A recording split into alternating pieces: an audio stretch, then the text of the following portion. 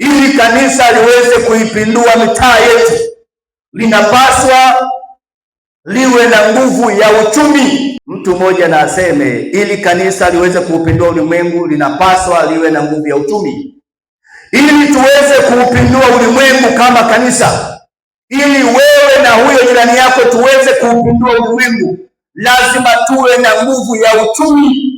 Bila uchumi hatuwezi kuupindua ulimwengu. Ni sehemu katika yale mambo manne. Lazima kanisa liwe na pesa, lazima kanisa limiliki uchumi. Wakati mwingine tunapiga kelele kwamba watu wa imani potofu wamekuwa wakitumia sana, wakiteka mateka wakiwa na waumini wengi sana, kwa sababu wana nguvu ya uchumi, wana pesa.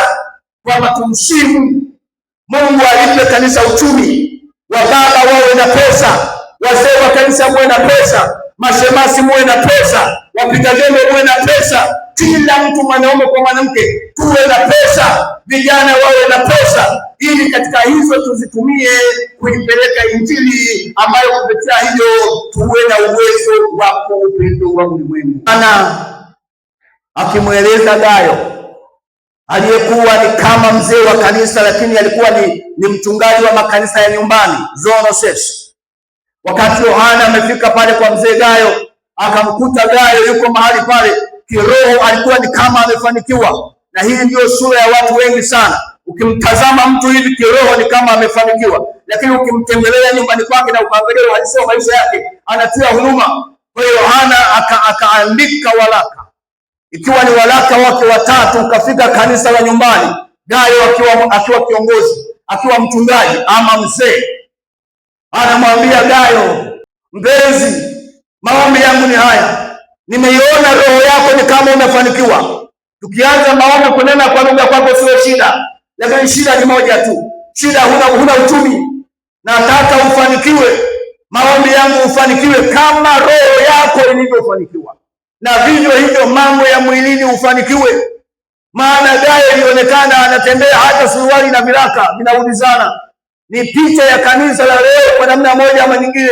Watu wengi ukiwaangalia ni kama wamefanikiwa kwa mambo ya kiroho, lakini mambo ya mwilini wako hoi. Watu wanatolewa mpaka vyombo nje wamepanga, watu wanaungaunga maisha, wana hali mbaya, hata mlo unakuwa ni shida, na wakati mwingine tutapata magonjwa mengine ambayo kimsingi yanatokana na kuwa na mlo duni. Mtu anashindia kipande cha mhogo na watoto wake, yakipita magonjwa ya kawaida sana yanawaondoa. Asema nataka ufanikiwe. Tunapotangaza swala la pesa kanisani, asiwepo wa kuumwa ghafla.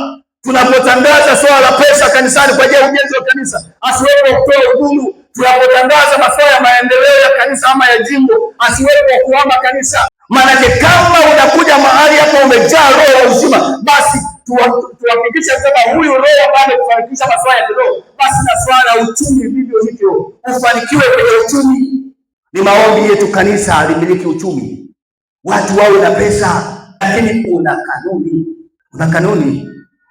Yeye amesema kwamba huwezi kukesha tu hapa kuanzia asubuhi mpaka jioni mpaka usiku hapa miaka yako yote unaomba Mungu nishushie pesa. Hazishukagi hivyo. Ili tuweze kuwa na uchumi imara na uchumi mzuri, lazima watu wakubali kufanya kazi.